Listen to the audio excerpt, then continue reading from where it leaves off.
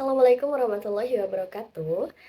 Perkenalkan, kami dari kelompok 2. Di sini kami akan mempresentasikan hasil analisis kami mengenai teori antrian dengan judul Analisis Sistem Antrian di Minimarket Alma dengan metode MM1. Nah, di sini kelompok kami terdiri dari Yulita Anastasia Mogi, Naila Bajlina, Tria Mutiara, dan saya sendiri Jessica. Nah, terdapat 6 batasan masalah yang akan kami bahas di sini. Yang pertama adalah deskripsi singkat, yang kedua dasar teori, yang ketiga proses dan metode pengambilan data, yang keempat perhitungan dan juga analisis data, yang kelima interpretasi hasil, dan yang terakhir kesimpulan dan saran. Nah, yang pertama adalah deskripsi sistem antrian.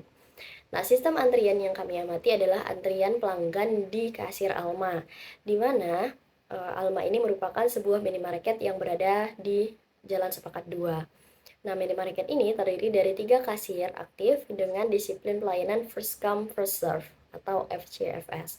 Namun, dalam penelitian ini kami hanya mengamati satu kasir saja. Nah, pelanggan datang secara acak dan memilih antrian kasir yang tersedia.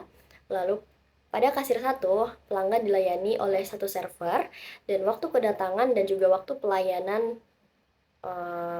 tiap pelanggan itu berbeda-beda. Dan selama observasi berlangsung terdapat jeda istirahat pada kasir yang kami amati, yaitu kasir 1. Yang pertama ada istilah laju kedatangan yang disimbolkan dengan lambda. Nah, laju kedatangan ini menyatakan banyaknya pelanggan yang datang per satuan waktu. Jadi, semakin besar nilai lambdanya, semakin tinggi kemungkinan terjadinya antrian karena kan kedatangannya kan semakin banyak gitu. Nah, selanjutnya laju pelayanan dinotasikan dengan mu. Jadi, laju pelayanan ini menyatakan banyaknya pelanggan yang dapat dilayani persatuan waktu oleh server atau kasirnya. Jadi, agar sistemnya tetap stabil, haruslah mu lebih besar dari lambda. Selanjutnya ada disiplin antrian. Nah, disiplin antrian ini terbagi menjadi 4 jenis. Yang pertama ada first come first serve, FCFS, atau bisa disebut juga dengan first in first out. Nah, ini di mana siapa yang duluan datang itulah ya duluan yang dilayani. Selanjutnya ada last come first serve. Nah, ini kebalikan dari disiplin antrian pertama. Ini artinya siapa yang datang terakhir itulah yang dilayani yang pertama. Selanjutnya ada service in random order. Ini artinya pelayanan diberikan secara acak. Selanjutnya ada priority service. Ini artinya pelayanan berdasarkan dengan prioritas tertentu. Nah, selanjutnya ada mekanisme pelayanan. Nah, mekanisme pelayanan ini juga terbagi menjadi 4. Ada yang namanya single channel single phase, di mana single channel single phase ini menyatakan hanya ada satu server dan satu tahap. Selanjutnya ada multi-channel single phase, di mana multi-channel ini artinya ada banyak banyak atau lebih dari satu server, tapi hanya ada satu tahap, single phase. Soalnya ada single channel multi-phase. Ini artinya ada satu server, tapi banyak tahap. Dan yang terakhir ada multi-channel multi-phase. Ini artinya banyak server dan juga banyak tahap. Nah, selanjutnya model antrean MM1.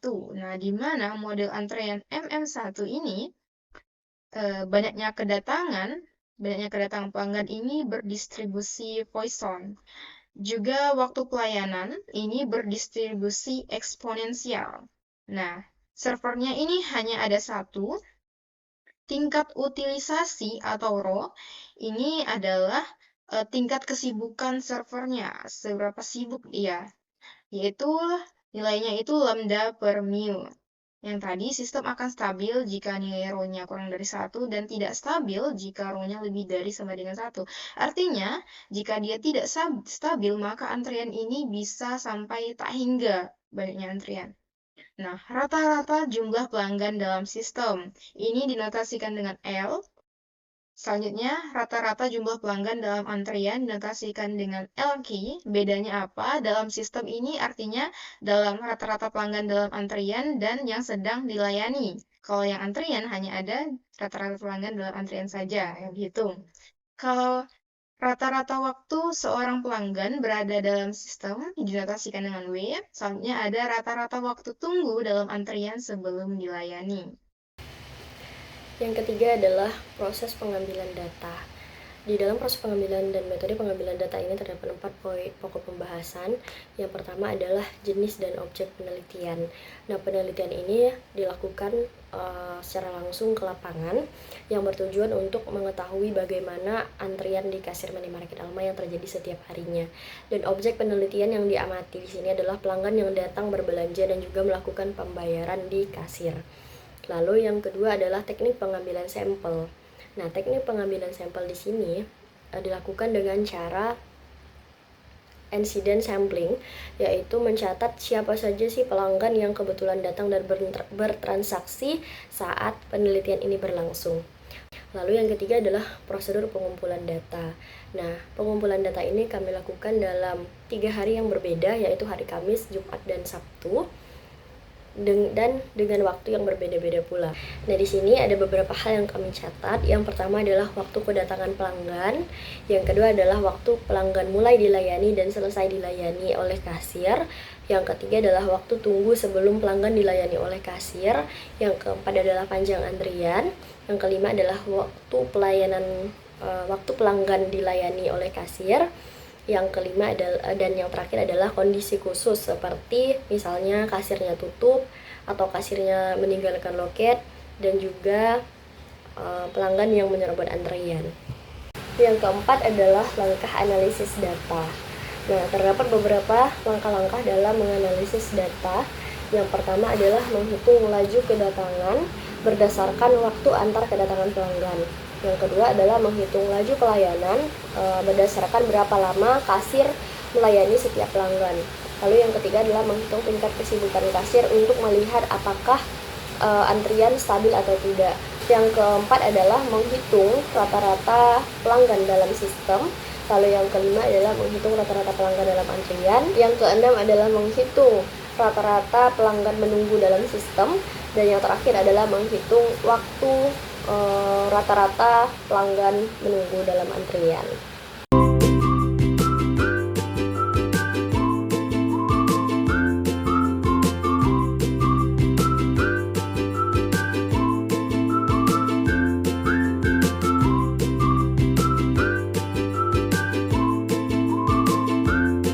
Selanjutnya yaitu hasil estimasi.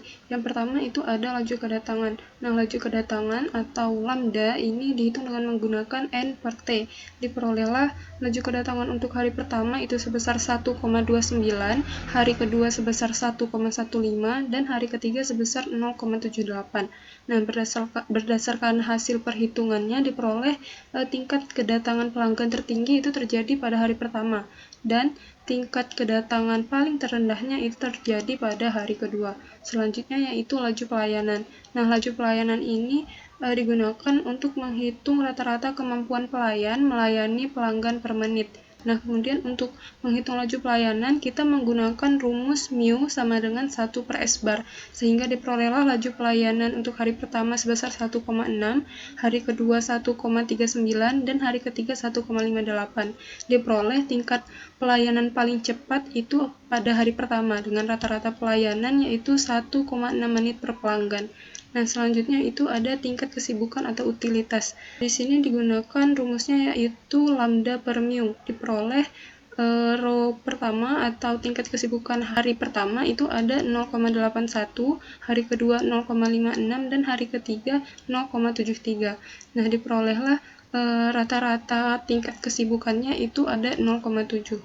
Proporsi waktu rata-rata yang dibutuhkan pelanggan untuk melewati sistem antrian atau row mengalami kepadatan sebesar 81% untuk hari pertama, 56% untuk hari kedua, dan 73% untuk hari ketiga, dengan rata-ratanya yaitu sebesar 70%. Hal ini menunjukkan bahwa pelanggan akan padat 70% dari kapasitas toko, sedangkan 30% dari waktunya adalah saat pelanggan tidak ramai. Pada ketiga hari pengambilan data diperoleh nilai row-nya itu kurang dari 1, sehingga model sistem antrian masih efektif untuk digunakan dan dapat dikatakan bahwa memenuhi kondisi steady state. Kita akan masuk pada hasil perhitungan. Nah, di mana di sini sudah disajikan pada tabel Untuk L atau rata-rata jumlah pelanggan dalam sistem pada hari pertama itu ada 4,3 pelanggan, atau dapat kita bulatkan ke bawah itu ada 4 pelanggan. Kemudian pada hari kedua itu ada 1 pelanggan, dan pada hari ketiga itu ada 2 pelanggan. Kemudian untuk LQ, di mana LQ ini menyatakan rata-rata jumlah pelanggan dalam antrian. Pada hari pertama itu ada 3,5 pelanggan, atau bisa kita bulatkan ke bawah menjadi 3. Pada hari kedua ada 0 pelanggan, dan pada hari ketiga ada 1 pelanggan. Nah, kemudian W, di mana W ini menyatakan rata-rata waktu seorang pelanggan berada di sistem, di mana pada hari pertama itu ada 3,32, kemudian pada hari kedua ada 1,644, pada hari ketiga ada 2,35. Kemudian untuk WQ ini menyatakan rata-rata waktu tunggu dalam antrian sebelum dilayani, di mana hari pertama ada 2,7, di hari kedua ada 0,92, dan di hari ketiga ada 1,71. Selanjutnya yaitu interpretasi. Pada hari pertama merupakan hari yang paling padat dengan jumlah pelanggan dalam sistem dan antriannya itu paling tinggi, yaitu L-nya sama dengan 4,3 dan RQ-nya sama dengan 3,5. Selanjutnya waktu tunggu total di antrian itu paling lama, yaitu W sama dengan 3,3 dan WQ-nya sama dengan 2,7. Nah, hal ini menunjukkan lonjakan pelanggan atau kinerja pelayanan kurang optimal. Selanjutnya pada hari kedua merupakan hari yang paling efisien, yaitu pelanggan dalam sistem dan antrian sangat sedikit, dengan L-nya sama dengan 1,3 dan LQ-nya sama dengan 0,7. Nah, waktu tunggu sangat singkat, yaitu W-nya sama dengan 1,6 dan WQ-nya sama dengan 0,9. Nah, hal ini menunjukkan pelayanan berada pada kondisi terbaik dan paling lancar. Nah, yang terakhir yaitu pada hari ketiga. Nah, beban antrian menengah, L-nya sama dengan 2,7 dan LQ-nya sama dengan 2,0. Dan waktu tunggu lebih lama dari hari kedua, namun lebih baik dibanding hari pertama. Nah, selanjutnya, hal ini menunjukkan masih perlu peningkatan efisiensi agar mendekati performa hari kedua. Selanjutnya kita masuk ke rekomendasi praktis untuk memperbaiki sistem. Nah, untuk meningkatkan kinerja antrian di minimarket berbasis model MM1, terdapat beberapa langkah praktis yang dapat diterapkan tanpa perubahan besar pada operasional, yaitu minimarket sebaiknya menetapkan prosedur pergantian kasir yang lebih terstruktur. Misalnya dengan memastikan terdapat petugas cadangan yang telah dilatih untuk mengambil alih kasir pada saat kasir utama harus meninggalkan meja. Dengan pengaturan ini, alur pelayanan tetap berjalan stabil dan resiko antrian dapat diminimalisasi. Selanjutnya, salah satu faktor yang menyebabkan terbentuknya antrian di minimarket ini ialah kecenderungan pelanggan yang tidak dapat menemukan barang yang dicari dan kemudian meminta bantuan kasir untuk mencarikannya. Kondisi tersebut mengharuskan kasir meninggalkan pos pelayanan sehingga waktu pelayanan setiap transaksi meningkat dan antrian menjadi lebih panjang. Nah, untuk mengatasi masalah ini, minimarket sebaiknya menyiapkan petugas lantai khusus pada jam-jam ramai, sehingga tugas membantu pelanggan menemukan barang tidak lagi membebani kasir dan memperbaiki penanda kategori rak agar pelanggan dapat menemukan barang dengan lebih mudah tanpa harus bertanya lagi. Nah, selanjutnya kita masuk ke kesimpulan. Sistem antrian di toko Alma menunjukkan variasi performa pelayanan antar hari.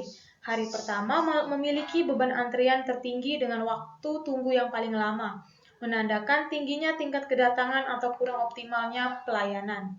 Hari kedua menjadi hari yang paling efisien, karena jumlah pelanggan rendah dan pelayanan paling cepat, sehingga antrian hampir tidak terjadi. Hari ketiga berada pada kondisi sedang, dengan antrian yang masih terkendali, namun membutuhkan peningkatan untuk mendekati performa hari kedua. Nah, perbandingan antara hasil teoritis dan empiris menunjukkan bahwa pelayanan nyata cenderung lebih cepat dari prediksi model MM1. Hal ini berarti sistem bekerja lebih efisien daripada estimasi teori, terutama pada hari kedua dan ketiga. Dengan demikian, toko Alma memiliki potensi untuk mempertahankan dan meningkatkan efisiensi dengan melakukan perbaikan operasional kecil, seperti konsistensi jadwal kasir dan mengurangi gangguan pelayanan.